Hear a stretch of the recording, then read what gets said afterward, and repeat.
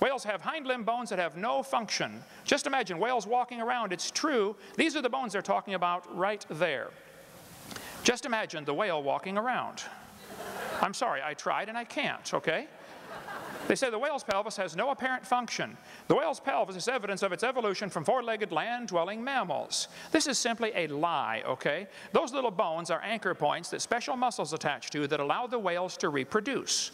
This has nothing to do with whales walking on land. It has to do with making baby whales. So either the authors of this textbook are ignorant about whale anatomy and certainly shouldn't be talking about it, or they're deliberately lying to you and desperate for evidence for their theory.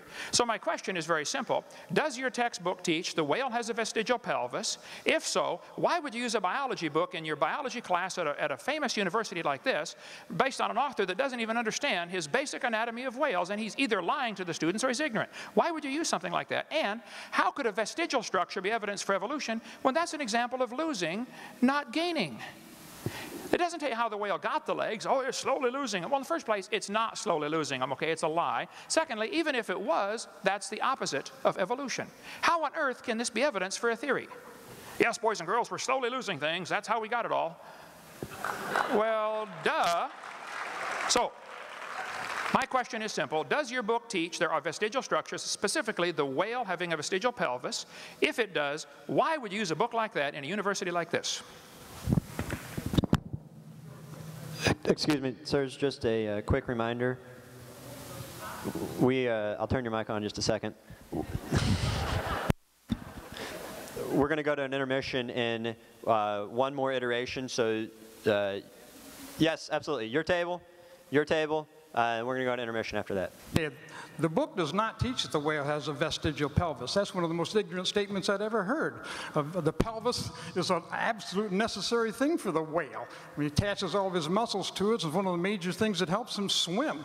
I happen to be keeping up with what's going on with the evolution of the whale, and we have a very good set of bones saved from fossil records showing that the whales evolved through a long period of time from animals that were on land to animals that are in the water. We have that evidence. And to say we don't have it or to say that we're lying is disingenuous to this audience. I ask you, don't believe me. Let me get off the subject a second. Right up there are the things we try to do in science. We say, let's not believe revelation. If somebody just says, I know because I know, no, that's not good enough. Believe authority. No, let's not believe authority. Let's not believe any of us up here at the table. You folks can get the copy of this book or this thing here and get the facts. You don't have to believe me. You don't have to believe him. You can find out for yourself. You don't have to trust authorities, even me. The second thing is tradition. You don't have to trust tradition. I mean, come on, there's different traditions all over the world. But we can trust science because science should be the same all over the world. What I'm trying to say to you is when I teach my classes, evidence is what's important. I have no evidence that God exists. I have no evidence that there was a Noah's Ark. I have no evidence that there was an Adam and Eve. I have evidence that whales evolved from animals that live on land, and I can prove it.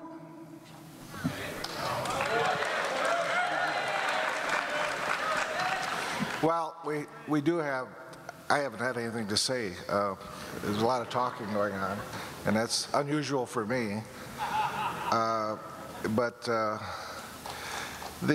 The one thing that we can prove by the great philosophical statement, cogito ergo sum in Latin, which says, I think, therefore I am. Now what that says is that I exist and prove that I am there because I can think, but it doesn't necessarily say that you exist. I can't prove that you exist, but I can prove that I exist. And I also know that I'm here. And I do believe in you. There's a high probability that I do believe in you, and you are here. And somehow you got here.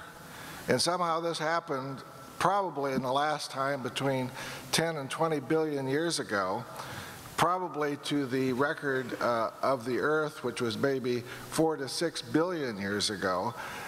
And basically, all of this biological stuff is very interesting, and it does prove to how science brings about to cause things to happen. But it's so complicated, and it's so complicated that you can confuse the process by misinterpreting the results. We do have, as my colleagues say, the scientific method, and it based on the best information that we can put together to form to what we know is true. It doesn't mean that we know the truth. It means we have maybe some probability of the truth, and that may be the best that we will always have. But to start talking about chickens and dinosaurs, and I like eating chickens because chickens are descendants of dinosaurs, and every time I eat a chicken, it makes me happy.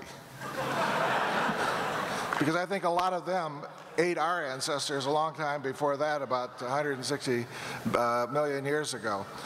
So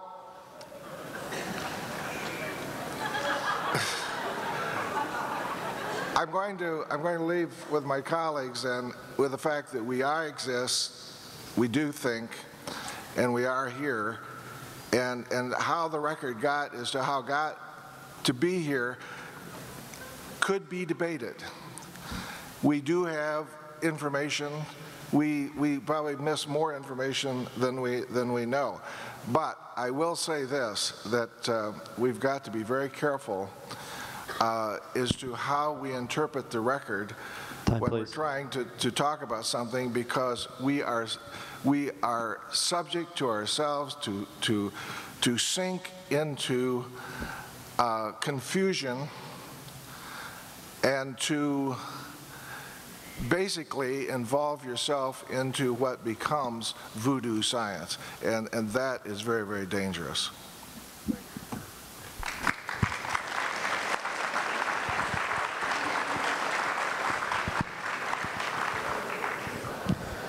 Okay, let me cover 5 main points here. He said we have evidence of whales evolving from land animals. In the first place, this is absolutely incorrect, okay? If he's talking about Ambulocetus, you need to study here. This was made mostly of imagination. If that's your evidence, you need to study the Ambulocetus a little better, okay? There is overwhelming evidence that Ambulocetus is just an unusual animal, or just an animal that may be still existing someplace. There were just a few bones found and a whole lot of plaster of Paris and imagination used to put it together. Basilosaurus is not an intermediate. The serpentine form of the body and peculiar serrated cheek teeth made it plain that these animals could not possibly have been ancestral to any modern whales. This is from one of the experts on invertebrate history here. The evolutionary origin of whales remains controversial among zoologists, Compton's Encyclopedia a couple years ago. Pakicetus, pictured here, is made from one small piece of a skull, a few pieces of jaw, a small piece of jaw, and a few teeth. You find a piece of the skull, a few teeth, and a piece of the jaw, and that's proof it's intermediate between a whale and a cow? You have got to be kidding. I'm sure this is one of the ones in his fossil proof for evolution, and you're missing such a major point. I don't know if I can help if you can't get this, but no fossils count as evidence for evolution.